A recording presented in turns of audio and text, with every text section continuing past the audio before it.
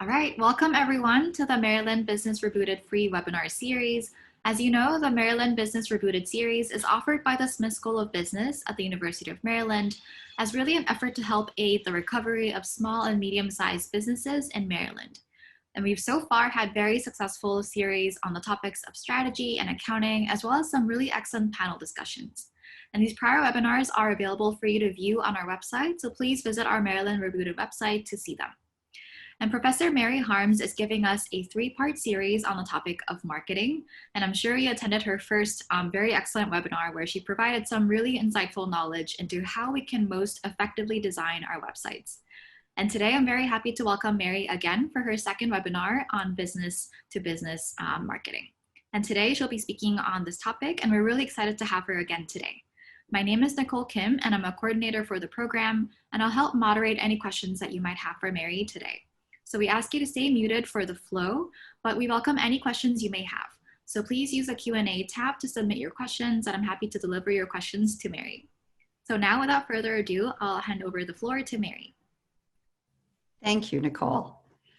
Good afternoon and welcome back. Today I'm going to be talking about B2B websites and how Amazon has really elevated industrial buyers' expectations for us, okay? So let's go ahead and get started. So basically what we're going to be discussing today is the difference between B2B and B2C, trends in B2B. We're going to look at personas and customer journey mapping once again, but this time looking at it from a B2B perspective. I will also look a little bit at B2B website design, focusing on how it's different from B2C.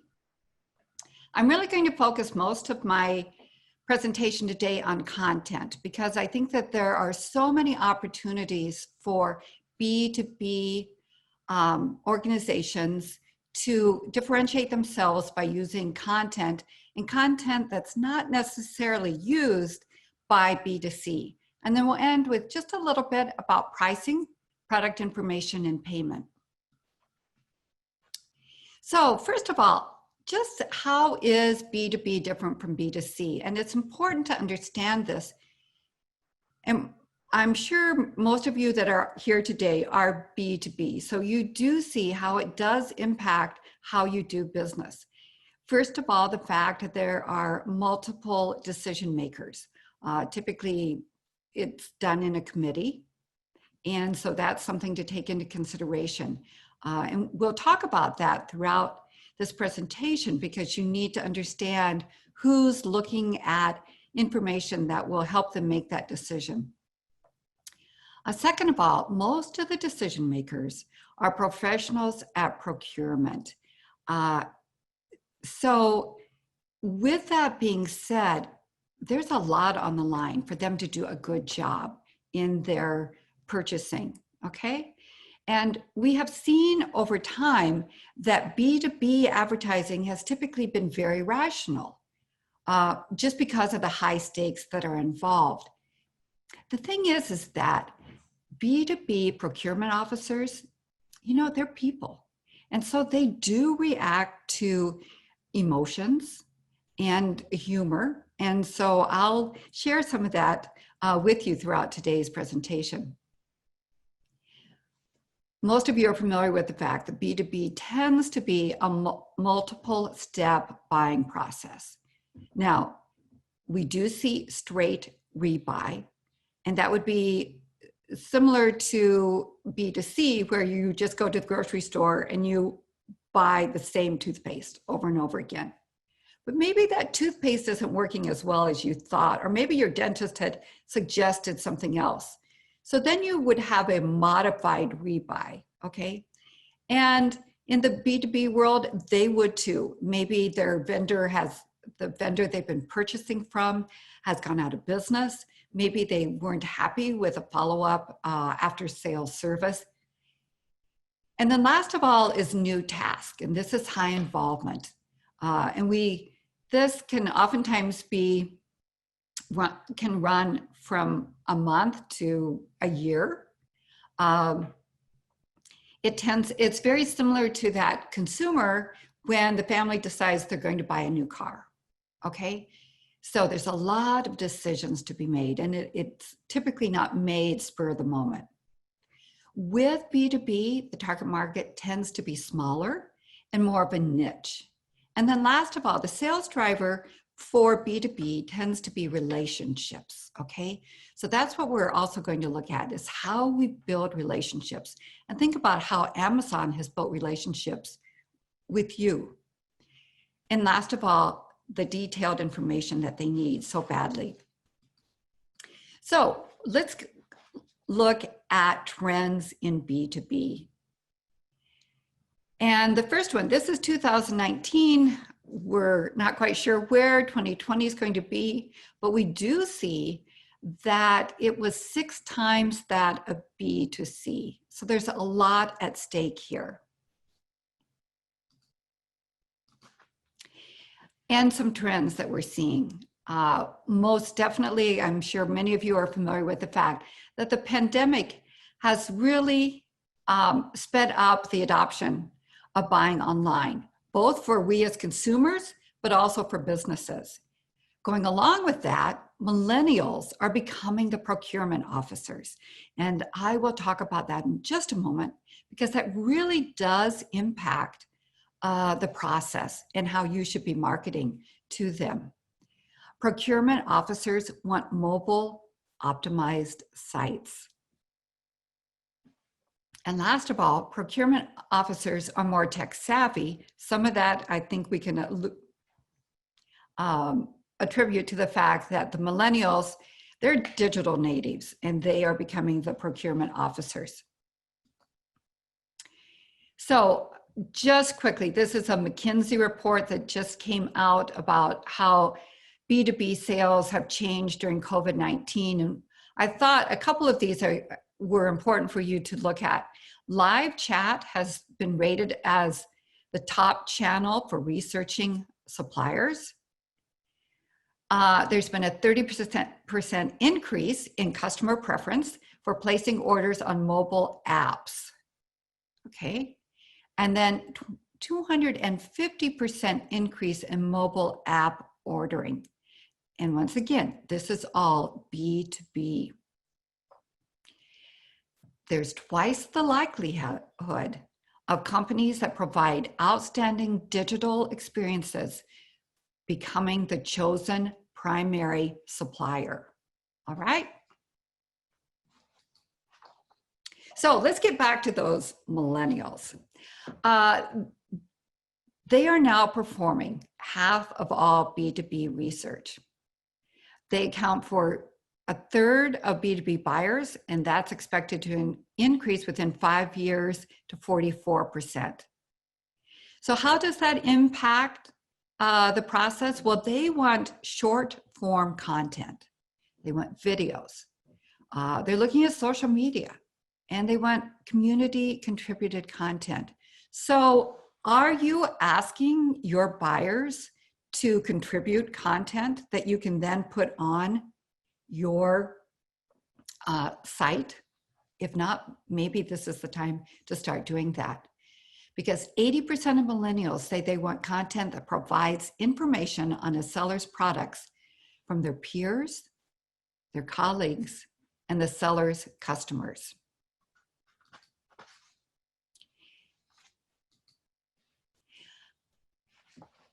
Something else to really take into consideration is that today's business buyers are perfectly happy to gather information on their own.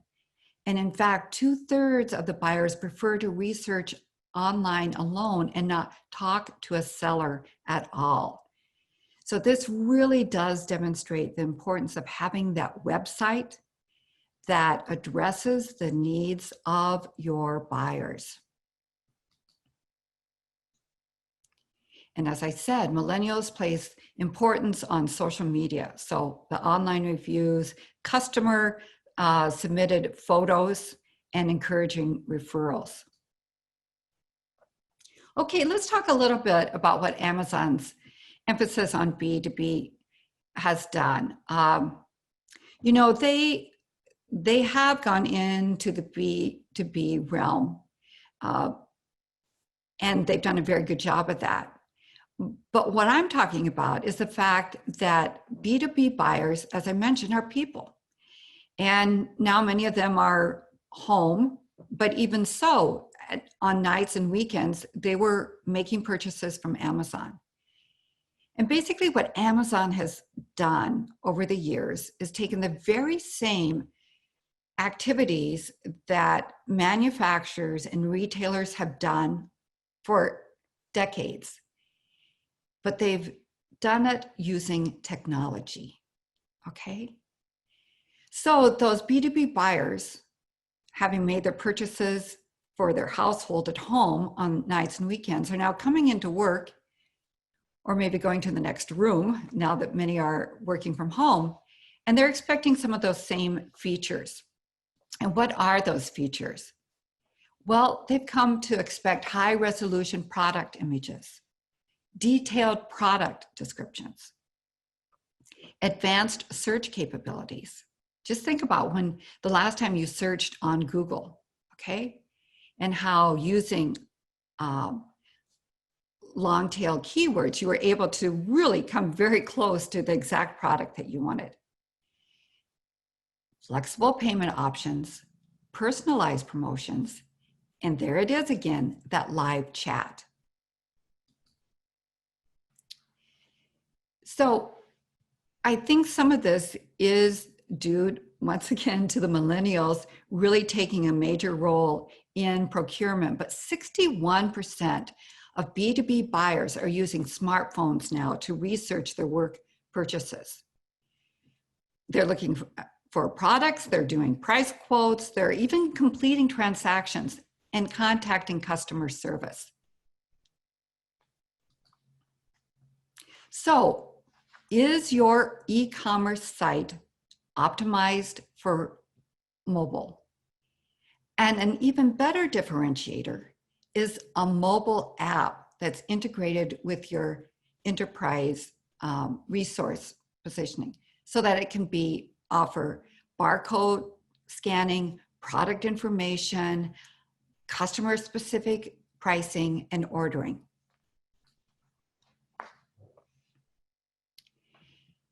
%89 of B2B buyers use the internet during the research process. So it's very important to have your site optimized. Remember last time we talked about photos and how they need, you need to create alt text for them. You also need to be aware of the keywords. So look at your analytics and see what are the keywords that they're searching for. As you can see here, 73% of traffic to a B2B company site originates from that search engine. All right, and as you can see here, for the highest return on investment, search engine optimization, and then content marketing, second and third. So what does that imply? It's essential to show up in non-branded searches for terms that B2B buyers use at the beginning stage of their customer journey, as you can see here. Well, I'm sort of getting ahead of myself, and I realize that. So we're going to go back to the beginning, and we're going to look at what you need to do before you develop or revise your website, okay? Now, back to personas. And I know from my first presentation that there were quite a few questions about personas. And so I'm going to go a little bit more into depth on them and show you the difference between B2C and B2B personas. But you can see here, and this is from a study that was done by Forrester in 2019, marketers who excel at delivering website content that is more focused on different audiences are 1.5 times more likely to exceed their sales and marketing goals than those who simply focus on talking about their products. So, yes, we need to look at our analytics, understand your target audience, do some market research, And remember, you will have first-time and returning visitors. So look at your site and think about what are the needs of that first-time visitor to your site, and what are the needs of the returning visitors.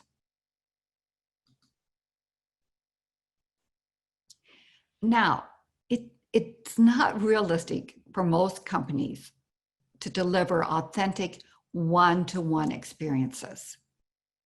But what you can do is treat different types of customers differently by using personas.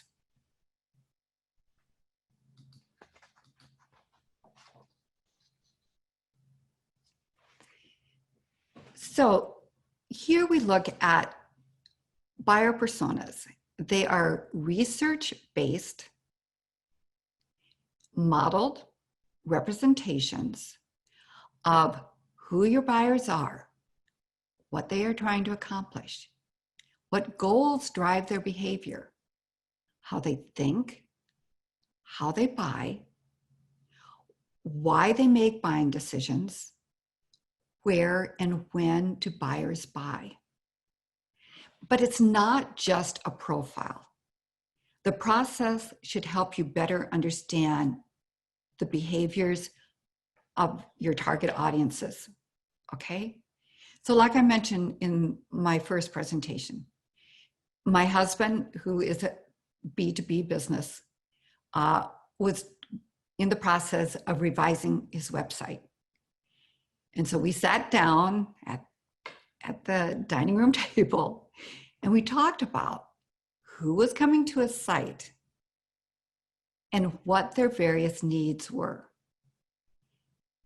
And he realized that he needed to totally revise the site, that the homepage should appeal to all of the personas, but other pages would appeal to certain target audiences, but not all of them. So here's an example of a B2C persona. We have about, we have needs, demographics, frustrations they might be feeling, what their social media activity is, their current feelings and their personality. This is more like what you would see in a B2B.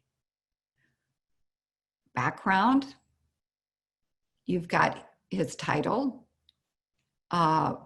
company size, his behaviors, his motivators, his needs, and challenges, okay? So this is a persona, a B2B persona, and as you can see, it's quite involved. And you may have 2, 3, 4 of them. And I've put the process here. You do the research, you model, you create that persona, you focus in on the buyer's goals, then you create topics and offers that might align with those goals. You need to conceptualize any operational or tactical efficiencies, and then develop measurements and metrics. How are you going to measure that you are reaching this person, okay? Now, I thought you might find this interesting. This is a customer room. And this is a company, and I've seen these used before. Oftentimes, I see in advertising agencies where they will have personas as posters up on the walls to constantly remind their employees of who they are designing that website for or that advertising campaign for. This is a customer room, and each one of these is a persona. And it's presented to the employees of the company to encourage them to constantly be thinking of who they are creating the website for. So it's really humanizing different groups of customers. Now, personas are also good at helping you to develop your journey maps, because you can then put yourself in each one of their shoes. Now, this is not a customer journey map, but this is everything that you need to go into that journey map, okay? And what I want to really point out is that there are more types of people involved in the B2B journeys, because remember, there are going to be 2, 4, 6, 10 people on that committee.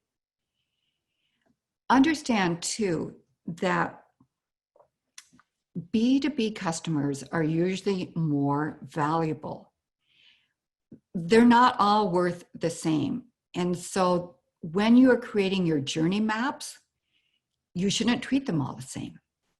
And in fact, as you'll see in the next page, you know, you've got your personas and then you're creating your journey maps, and that takes time. It really does, but there are payoffs to it.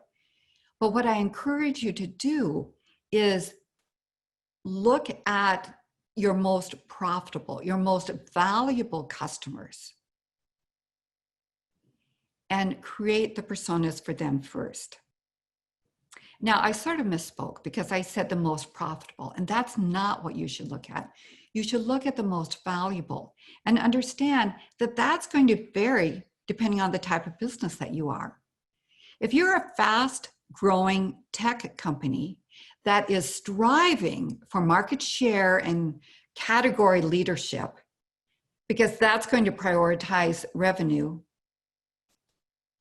you're going to be developing a customer journey map for clients that may not necessarily be profitable, okay? But they may be very good at promoting you. It may be something that you could put on your website that you've done work for them, okay? Another factor that you might want to take into consideration is the marketing value of the customer, especially in B2B. Could that customer be a brand evangelist for you and unlock massive amounts of business by referring you? So with that respect, you really do want to consider the lifetime value of your customers. Okay, so this is what a B2B customer journey map would look at. And you've got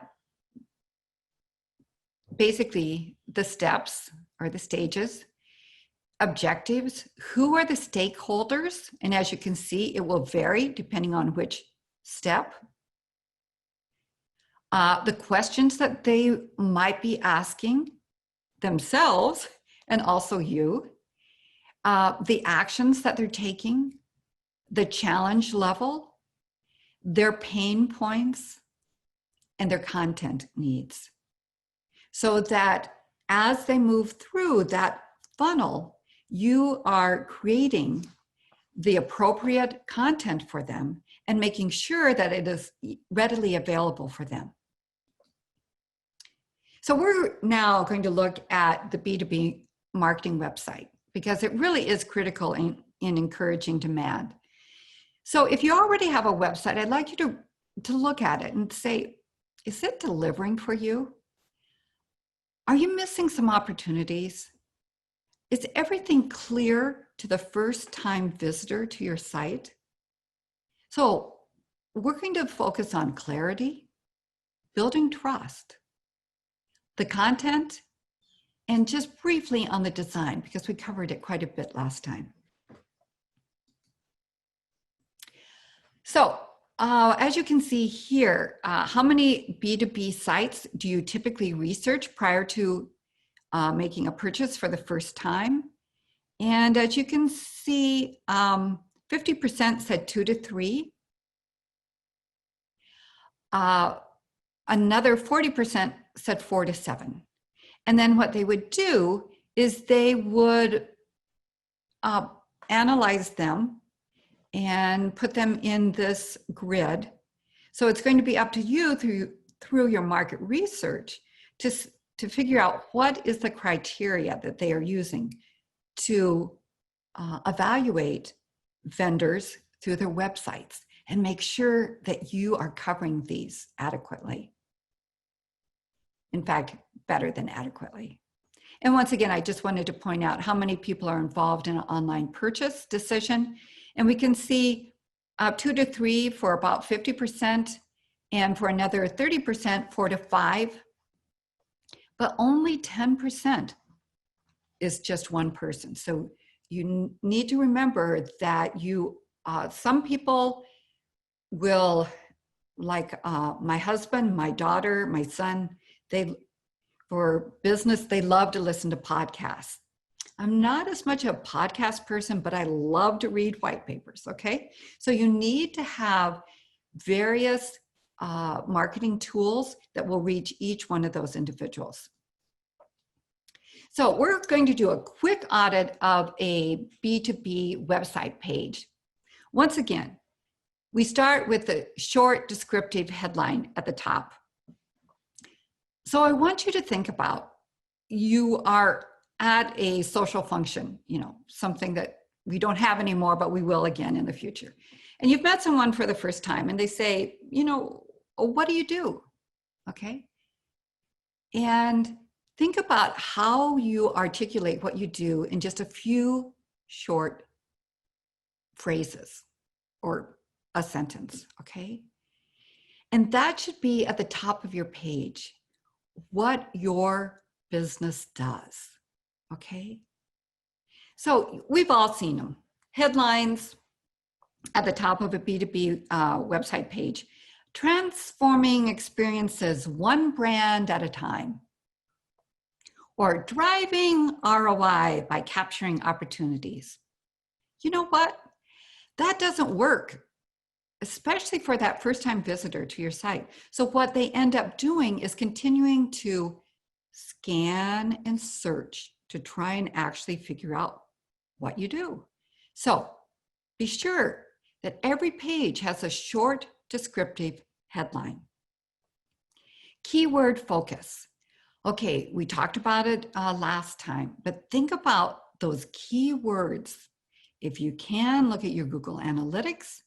There are other platforms that you can use to look for keywords that may be applicable for your particular site. And make sure that they're in your title, your header, and your body text. And then you want some quick visual credibility. So if you've got logos of clients, if you've got awards, partnerships that you may have, or certifications, these all help to build trust. And they instantly differentiate you from your competition. So that's really critical, to have that quick visual credibility at the very beginning. Then you've got meaningful subheadings. Okay. So remember this from before. They're constantly scanning, are they not? And so you want those subheadings to be meaningful, so that as they're scanning, they come down to the subheading and they go, oh, that's what I want. I'm going to slow down and read this more thoroughly, okay? So once again, instead of saying who we are, what about having a subheading that says Founders by Flyers, run by engineers?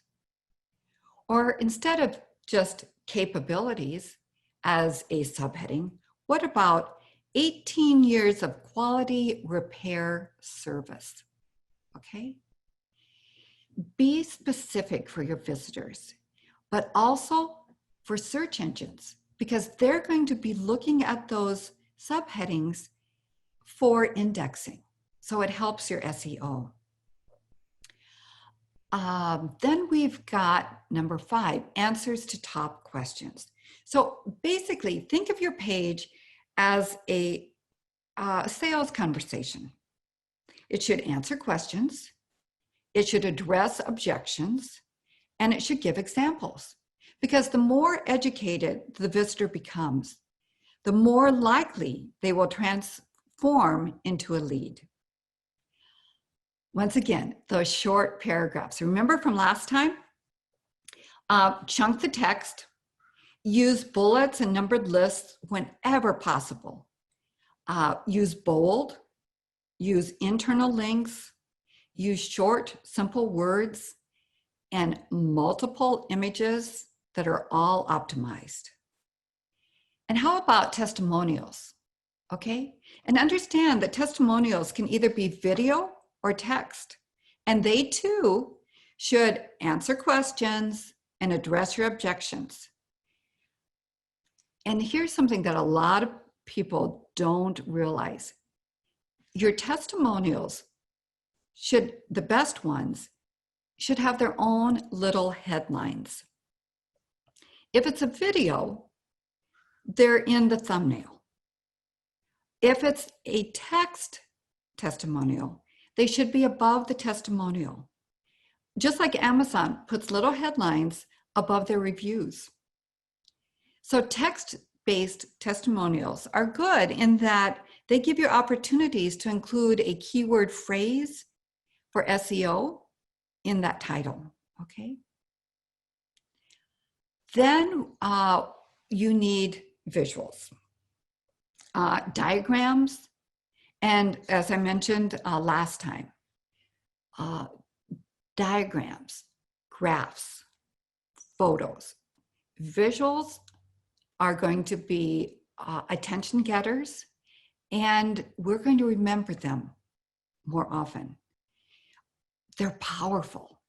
So the best visuals are custom designed and unique to your business. They can reinforce your brand and they match the design. Oftentimes I see, and I've looked at a lot of B2B websites in the last couple of weeks, and I see a lot of slideshows. Okay, so you have to click, or they go as a marquee by themselves. Instead, just put little thumbnails up. So it's very easy to scan and then click and then expand on that with copy, okay?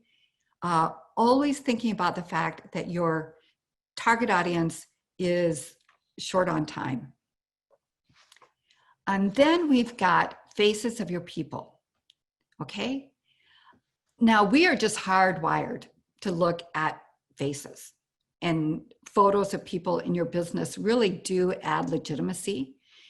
And not only the faces, but you should be able to click on them and learn about them. The last thing you want them to do is leave your site and go to LinkedIn to learn more about them, okay? So build your credibility, build your trust with faces of your people and what they are good at, okay? Then of course you want data and statistics. Perhaps you don't have that many testimonials. You can use data and statistics. Years in business, hey, that really builds trust. The number of clients you've had or successful projects, the number of team members you've had, a typical return on investment using your services. Evidence is differentiation. Without it, the content that you've included is just common. Anyone can make a claim without evidence. So think about that evidence and be proud of the fact that you've been in business for 15 years, okay? You want a clean, simple flow. We've talked about that with the hierarchy. You want some depth and detail towards the end. And then last of all, a call to action, okay? And this really is a sales page.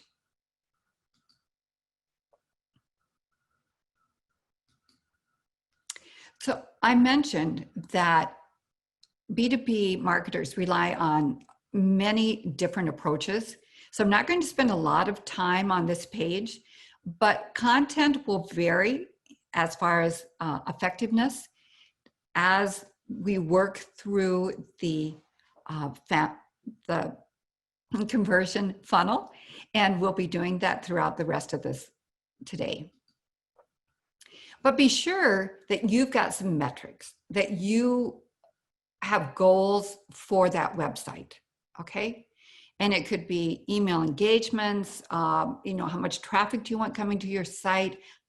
How long do you want them to stay on the site? Your social media analytics, your conversions. The top 3 goals typically for content marketing are creating brand awareness, educating your audience, and building credibility and trust. I'm not going to spend a lot of time because we went over this in the last presentation, but I wanted to include it in case someone was not in the last presentation, the importance of evergreen content. And that's content that you create that can be used, that can stay on your site for weeks, for months. It's timeless. For you women out there, it's that little black dress that you keep in your closet, and whenever you can't think of what to wear, you pull it out and you can put a scarf on it or jewelry and it works, okay? So, but this content retains its relevance, and it can be how-to guides, it can be a progress reposts, it can be everything you need to know about a certain topic, best practices, lists. As I mentioned before, people love top 10 lists, okay? So why do you produce evergreen content? Because it's going to be filled with keywords that will benefit your SEO. Hopefully it is valuable not only to you, but maybe and your customers, but your customers think, it might be valuable to someone else. So I'm going to share this, all right? And that's going to create some backlinks. Evergreen content is actually less work in the long run. And so, and as we look at some evergreen content today, think about the fact that you're going to be able to break it up into little bites and use it for your social media. And your marketing will get smarter when you can analyze those results. So this is how you go about producing it. You can rely on questions that your audience asks, recurring trends. You can get inspiration from looking at your competition, see what they're writing about, okay? This is another site that you can go to. You type in a phrase and you can get some ideas for content. And this is just one of many out there, tools that are available. This is from that Forrester study that was done in 2019, and it's pretty scary. Out of 60 company websites across 12 industries, only 4 provided the content capable of engaging and converting buyers. So as B2B sellers, we need to provide content that's personalized and relevant to our customer base. So don't focus just on the content that describes your products, okay? We're going to look at some content now that B2B businesses can use, okay? And the first one is infographics. We've talked about that, how graphics can grab our attention. And so there are Canva, C-A-N-V-A is just one of many that you can use to create your infographics. These are really, infographics are perfect for industries that are not sexy, not necessarily exciting, but successful, and provide products and services that we all need. So think about how you can create infographics. Do you remember last time I showed you how the value proposition that a B2B company had created, they turn that value proposition into an infographic. And it really popped out on their homepage, or I think their About Us page. Sorry about that. But infographics can be excellent at explaining hard to grasp concepts, and they really do appeal to our emotions. So another approach, I'm sorry, I got trigger happy there. Oh, Mary? Yes. Before we move on, we did have a question on how to create an infographic a little bit more specifically. If you can talk a little bit more, like, do you outsource it? Do you create it internally? If you can speak a little bit more about that. Okay, sure. You can definitely outsource them, and there are all types of companies out there on the internet readily available that will create infographics for you. What you can also do is there are many different, there's many software packages that will allow you to create an infographic. And I think I mentioned Canva, C-A-N-V-A, is one that I encourage you to look at just to get started. But once again, I would do a Google search for infographics, and you are going to see that there are many platforms out there that can help you, okay? So once you create that infographic, then yes, you want to put it on your website, but you know what? There are other websites that perhaps you could put them on, that infographic, that then would drive traffic to your site. So find out where your customers are hanging out, where they chat, where they read, and then approach the editors of those sites. There may even be industry blogs. I mean, we are talking B2B, and you all know that for every business, B2B, there is a trade industry that you can belong to. And there are industry blogs. So you may want to reach out to some of those with your infographic.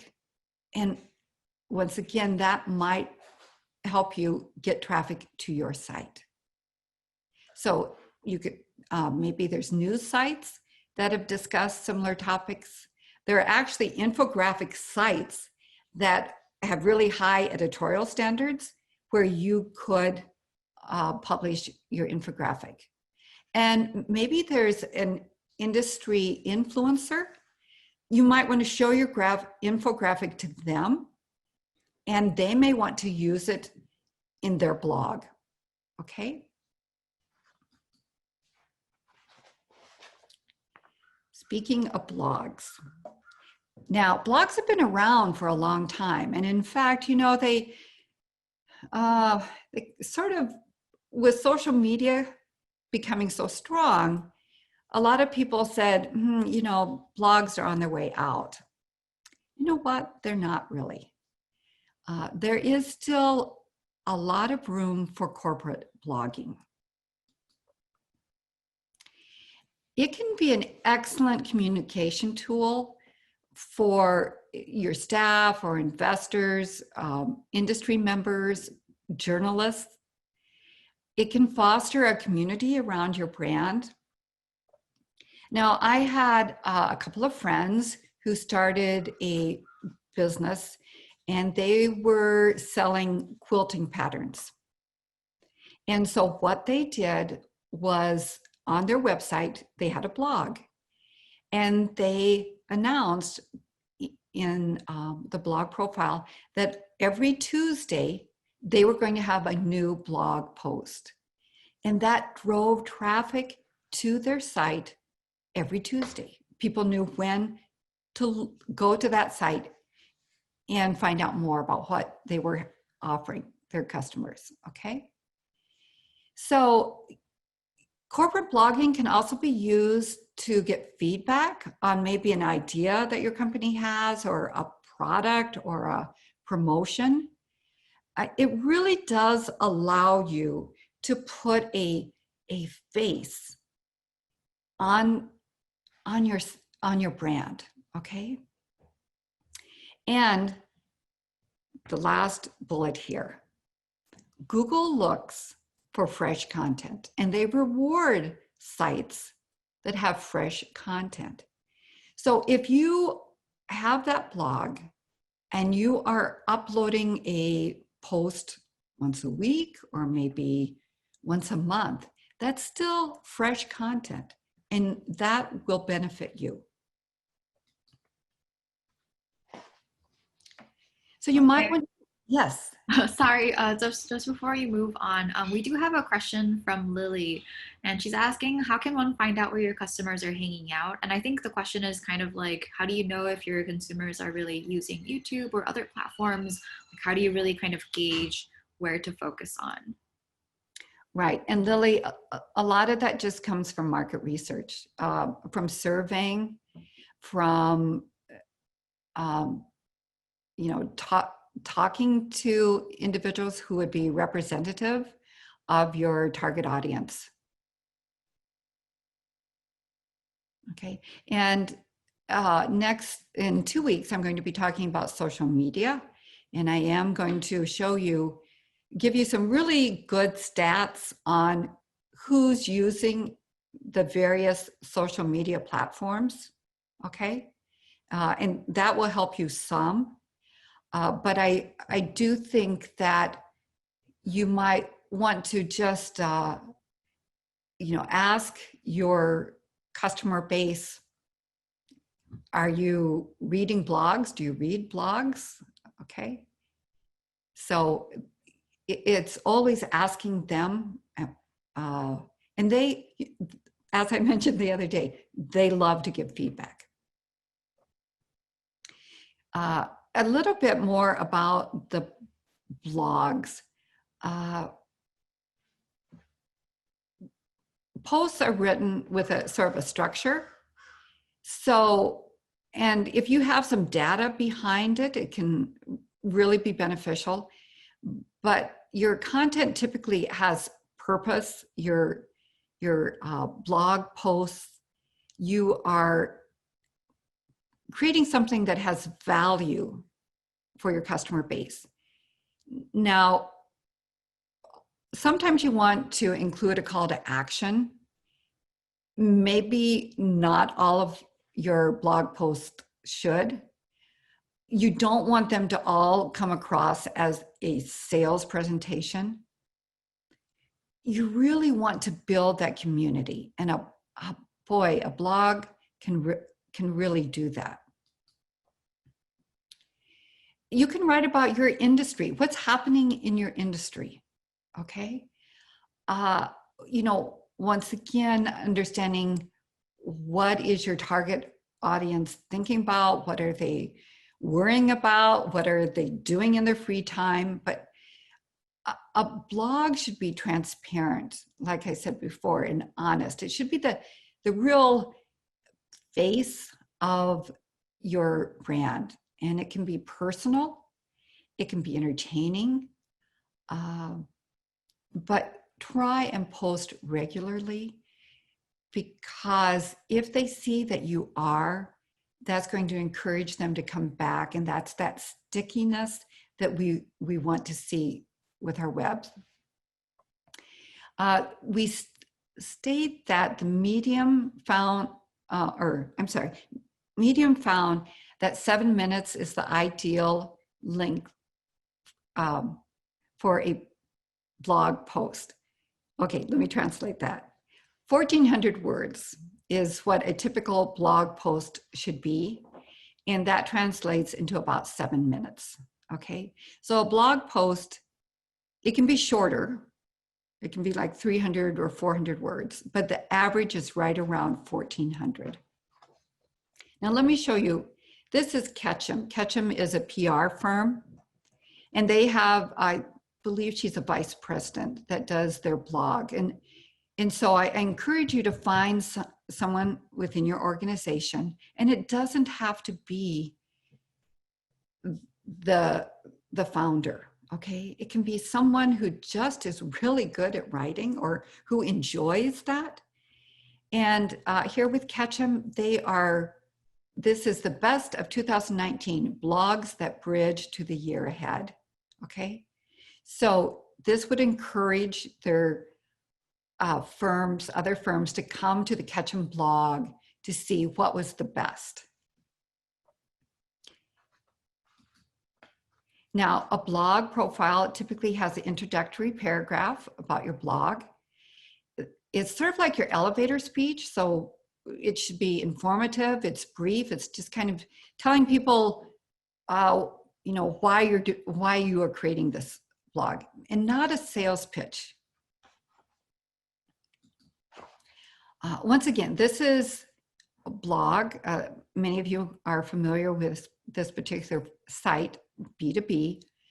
But here we see the industry's top wizards, doctors, and other experts offer their best advice, research, how-tos, and insights, all in the name of helping you level up your SEO and online marketing skills. Okay? And then they have everything archived. And so you can find other topics. Here are the tags. Here, once again, we've got a title. So if you can put keywords in your title, that's going to be great. You've got tags so people know what it's going to be, what you're going to be talking about in this particular post. And then there's opportunities for feedback and for comments.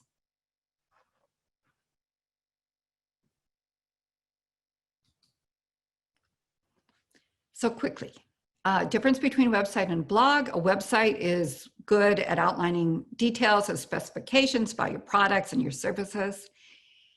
But a blog, even though it's still related to your products or services, it can offer something that adds value to your readers without asking anything back in return, you know? And we love that, whether it's B2C or B2B. You love learning more. And as a B2B procurement officer, if you can learn more about that industry so that you can make more educated decisions, you're going to follow that blog. They're going to become like your friend, okay? Your mentor. Mary? Yes. I did have a question. This is just out of my curiosity, but because you mentioned that for the website, it's really important to have like visual kind of stimuli to really attract consumers. And with the blog, it seems like it's more kind of around like writing and a little bit more like word oriented. And so I'm just kind of wondering, based on these differences, is it that the website serves as like a function of like drawing consumers in, and then the blog is more for delivering information, or like, you know, like what is like the different role that we should kind of think about in terms of how the consumer might perceive these? Okay. Once again, the blog can still pull the individual in, okay? And I highly recommend that you do use graphics on a blog. It's just as before, graphics, photos, they help the individual better understand and remember. And if you remember the first page, I said blogs and vlogs. Vlogs are actually blogs that are made up of videos.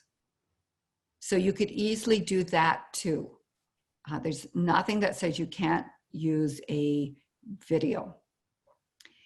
You're missing out on an opportunity. All of the platforms that I talked about last time, Squarespace, Weebly, Wix, WordPress, they all have incorporated blogs into your websites. So it's very easy to add a blog to your website.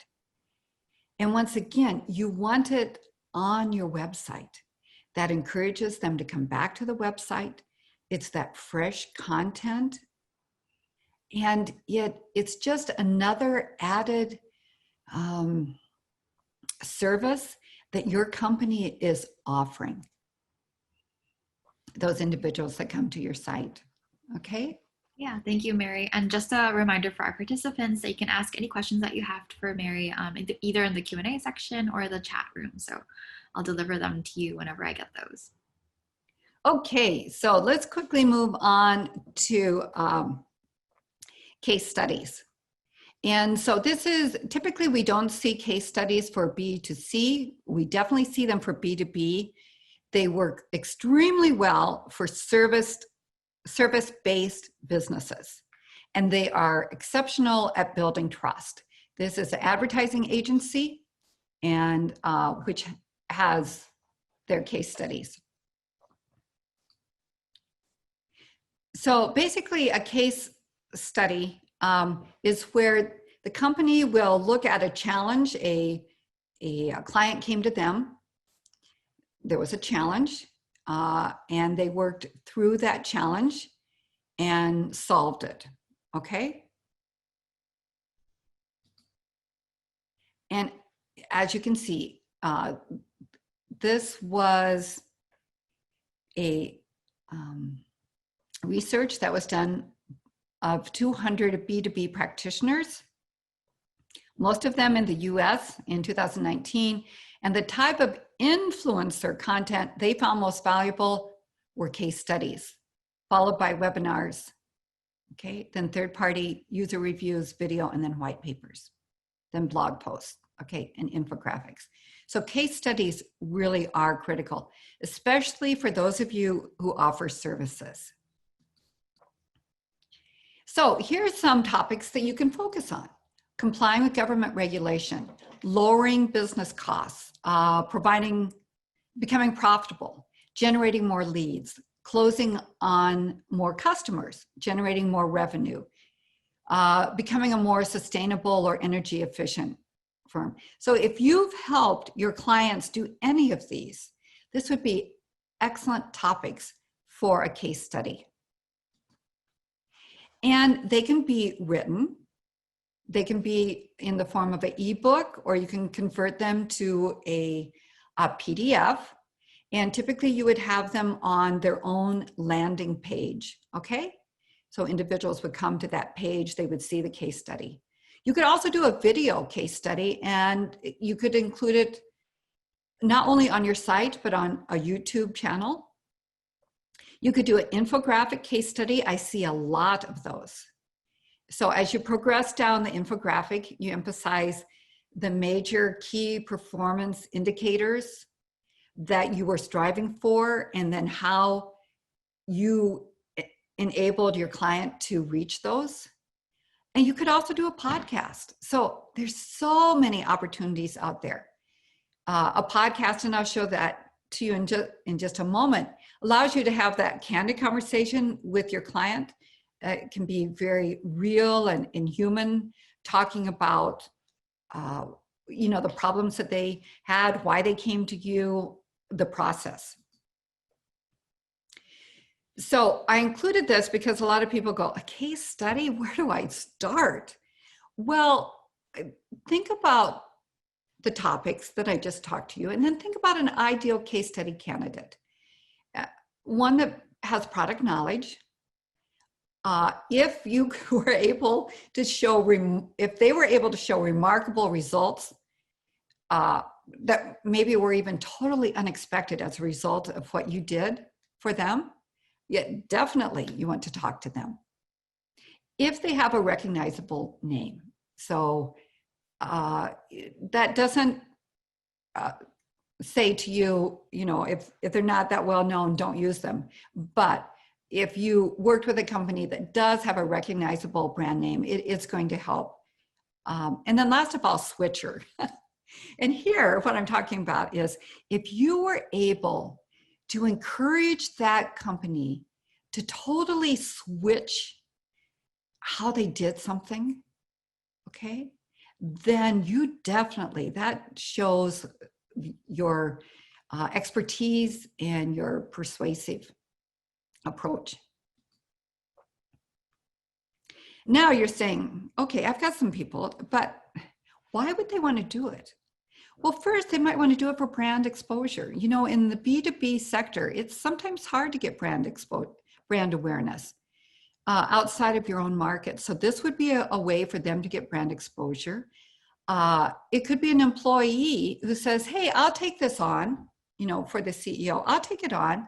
And that allows them to have some exposure within the company. There might be some negotiation as far as product discounts.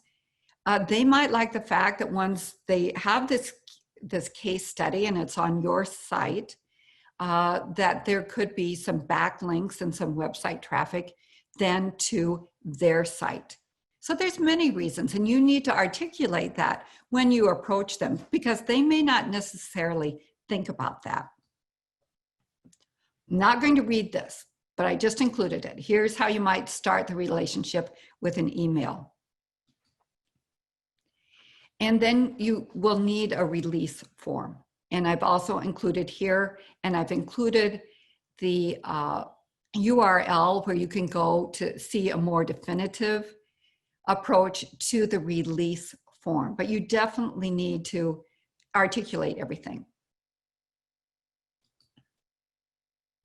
And then, start asking the right questions. So spend some time thinking about what are those questions that you want to ask them. And then you construct the case study. And once again, you can go on to this and learn more. I don't want to spend a lot of time on this because I need to go look at some others, but I highly recommend that if you are in services, that you're putting some case studies onto your site. Another content would be white papers. And these are used to demonstrate your firm's, your brands, or your nonprofit's thought leadership. Now, why do we use white papers? Because they are an authoritative document. Typically, they combine expert knowledge and research into a document that allows us as readers to understand an issue, solve a problem, or make a decision. Okay, so now you see why they're beneficial to your readers. Why are they beneficial to you? Well, one, they're going to promote your thought leadership. But two, it's general practice that you register to receive that white paper. So you give up your name, your phone number, your email address, where you work, and most people are willing to do that to get that white paper. So it can help you build up your database. Now, we've got white paper versus case study versus ebook. A white paper tends to be pretty formal, a research-based, singular focus. That case study, it's summarizing one specific scenario, as I mentioned before. Excuse me, an ebook tends to be a little bit longer than a white paper. It can be casual or it can be professional, but it's a broader topic than the white paper. And these are just some examples. And I think you've probably all seen white papers and ebooks that are available out there. So basically you want to figure out who you're writing for, what problems can you solve for them, and then align those problems with your product. And think about, what are some topics that your company are really experts in? And you're going to find that you really are experts in quite a few fields and areas that that knowledge would be advantageous for your visitors. So this is the typical outline for a white paper. This is from SAS. So this is a larger company, but I think some of you may be familiar with SAS. And I had to fill this out. And once I filled it out, then I was able to download this white paper. Okay, so you've got a headline, an executive summary, an introduction, section heading, subheadings, sidebars, breakout boxes, images, and then a conclusion, a takeaway. And I think we've kind of covered all this, so I'm going to continue. I just wanted to share this with you. These are sites that you can use to edit for content and grammar. And you can always use humans, okay? And they're very good. But once again, it's you know, you want to come across as professional with good grammar. And so why not use some of these tools that are available to you?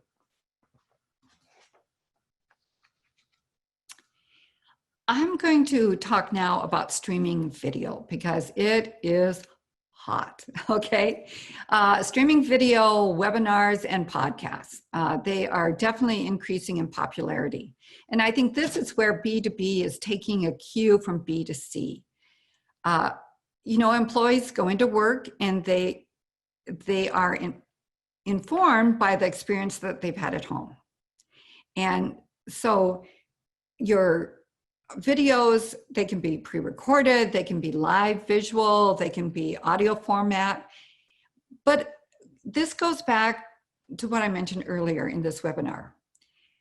You've got several decision makers. Some of them prefer to read. Some prefer those case studies.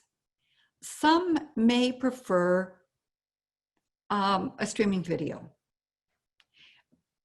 Your key influencers typically prefer those white papers, okay?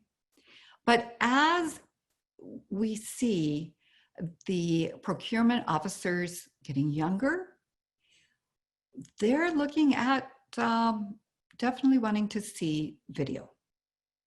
It has stopping power. So video, this is B2B Content Marketing 2020 Benchmarks, Budgets, and Trends. This was 679 marketers in North America working for companies that primarily sell B2B. And what we see is that social media ranks right up there at 95%. Then blog posts and short articles, email newsletters, in-person events, and then videos. But understand that you can take those videos and cut them up and through editing, put them on your social media content, include them in your blog posts and short articles, and include them in your email newsletters. So they are really worth the time. Companies are now using videos for many things that wouldn't have involved video just a few years ago. You know, how-to manuals can now be easily a video. And you don't have to spend $50,000 or $100,000 and have an agency produce a video anymore.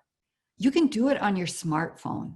You really can. I mean, just think of the capabilities of our smartphones compared to just a few years ago. And remember, I've told you the importance of Google, right? But the #2 search engine out there is YouTube. And so by uploading your videos to YouTube, you're hitting them where they are. Okay, so here we're looking, and what I did was I included the URL, and I'm trying to see if we have time. Okay, this particular video is done by this advertising agency and Slack. And Slack came to this agency and said that, you know, they would like a video done. And they encouraged the agency to use Slack. And this agency came up with all these reasons, these excuses for not using Slack. And it's only about 2 minutes long, very humorous, but what you see is that it really ends up being a case study, okay? So I've included that URL so that you can watch it. Understand that the average length of business videos has dropped significantly. So it's down to about 4 minutes. This one was about 2 minutes. Oh, okay, here we go. So 6 months ago, I get an email from Stuart Butterfield who wants to talk about making a video for his new thing, Slack. It would change the way teams communicate. Change the way teams communicate. I told him my company runs entirely on email and Dropbox, and we were doing just fine. Yeah, I guess we had a system. I would email with Adam and text with Shady. JP and I would G-chat, and I would mostly hold my meetings in the utility closet like 11 a.m. And I was new, so I didn't talk so much. This wasn't sustainable if I wanted my company to grow, and something had to change. So yeah, we tried Slack. Slack lets us do all our communication in one place. It's like combining multiple forms of messaging and file sharing into one app. Adam's pretty much in love with it. You make channels in Slack, which is perfect for discussing specific topics and groups, depending on who needs to be in on the conversation. Let's try one a little less goofy. Copy that.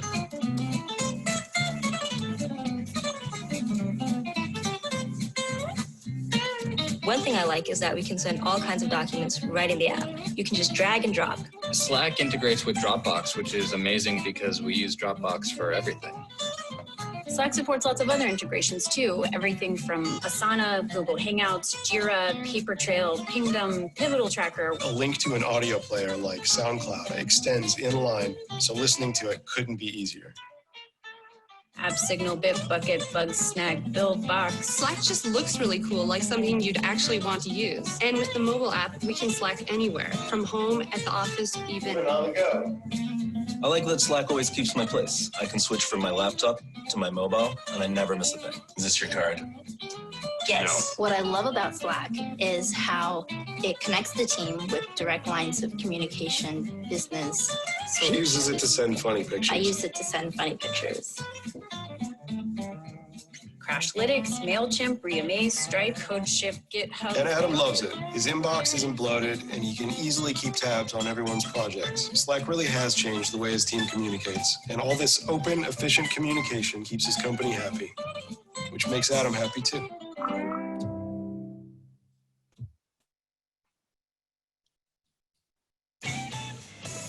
So 6 months ago,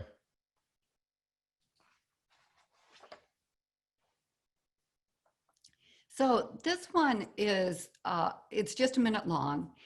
It's by Adobe. And yes, Adobe has the resources to spend a lot on videos. But watch, in 1 minute, they were able to convey what they have to offer their B2B customer base.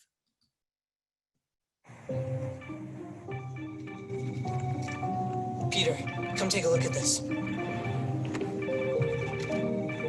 Mr. Daniels. Mr. Daniels. Look at this. What's this? The numbers, they keep getting bigger and bigger. The clicks are off the charts. Yeah. Yoshi, it's Walter. We're back.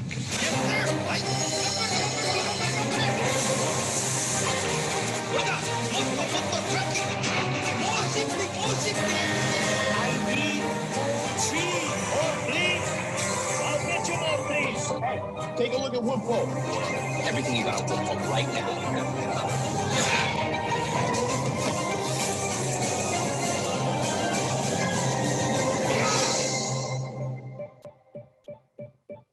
He really loves that thing.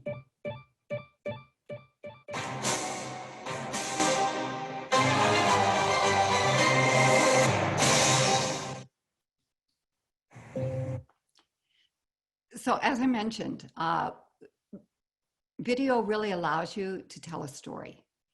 And what I also mentioned is that with today's computers and smartphones, they're just so much more powerful than they were 2 or 3 years ago. Sorry. So I'm not going to spend time looking at this, but I do want to point out the fact that once you have that video or that podcast, you can use that. You can have your sales team circulate it to their prospects. You can use bite-sized portions of it for your social media.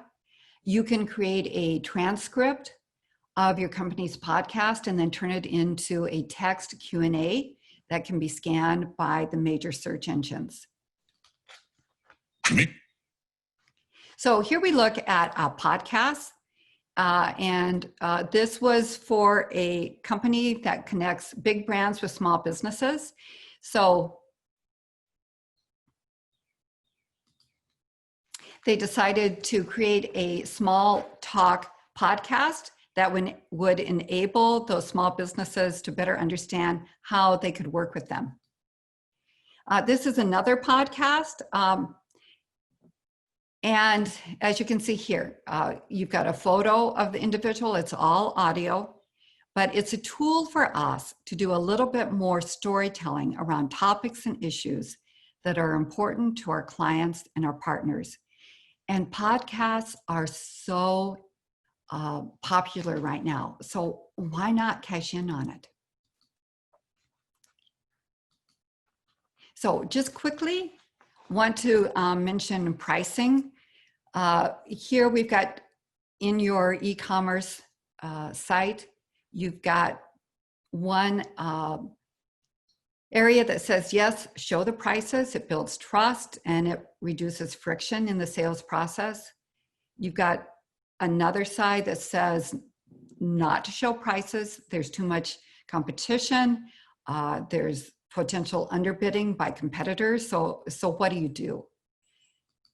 So there can be a compromise where you segment your customers into groups and then you display individualized pricing once they log in, okay? So that would be one approach. You can offer discounts for entire categories, specific products, or entire business. Or you can have prospects can see your products, but they need to contact the business for pricing, okay? Here are some quoting tools. I think some of you are familiar with that. If you are doing customization, you're going to need quoting tools. And remember, I talked very early on, your B2B buyers want comprehensive product information. Here's just a list of what they want.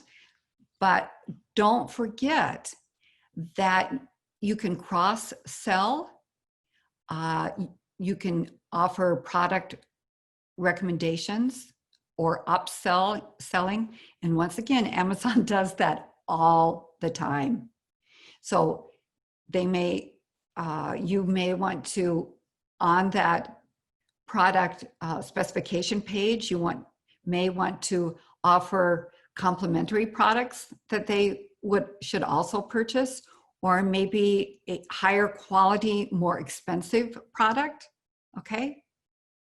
And always optimize your product descriptions for search. And then the payment process. Reordering should be a one-click. If you remember that slide early on, definitely sales increase by 17% and average orders improve by 21% when payment options are flexible. And there are, as you can see, they're using many different approaches to making those purchases. And I'm sure those of you out there are well aware of that. So in summary, I encourage you to build a website with your customers' needs foremost in your mind. Know your customers and create content that's relevant, keep it fresh, use keywords that they're using to find you. Always think about building trust and that credibility. Make the site easy to scan, give detailed product information, and make the transaction frictionless. And so with that, are there any questions?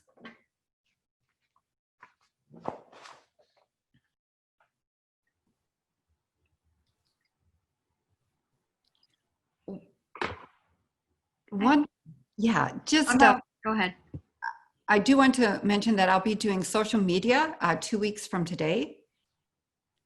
So yes, Nicole, did you have a question? We were kind of curious if you can speak a little bit about how what you spoke about today could apply to different industries.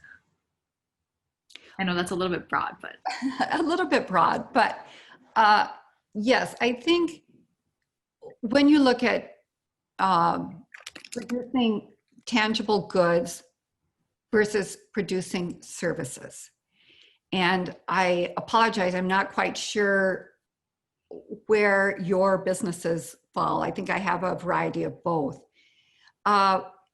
Services are intangible, and so it's difficult. The buyer can't try on your product, okay? And so they are looking for all these cues, this evidence that will help them reduce the perceived risk that they're feeling about purchasing your product.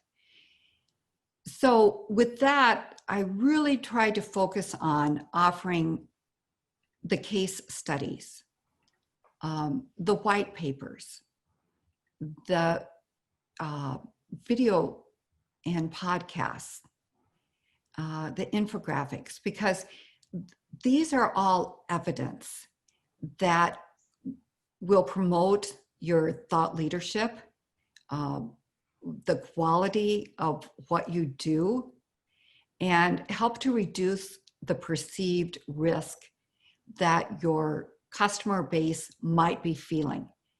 And this can be really critical if you are a fairly new business, okay?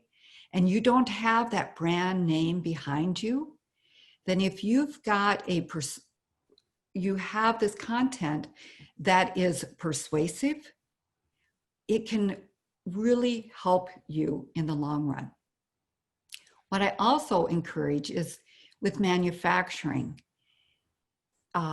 if you've got case studies, if you've got white papers, if you've got videos or podcasts that you can encourage your salespeople to promote, you know, if you've got a sales rep that's calling on someone and that client is, you know, just sort of on the fence, if you've got these tools that salesperson can use to help back up what they've been saying, you are really helping your business, but also your salesperson.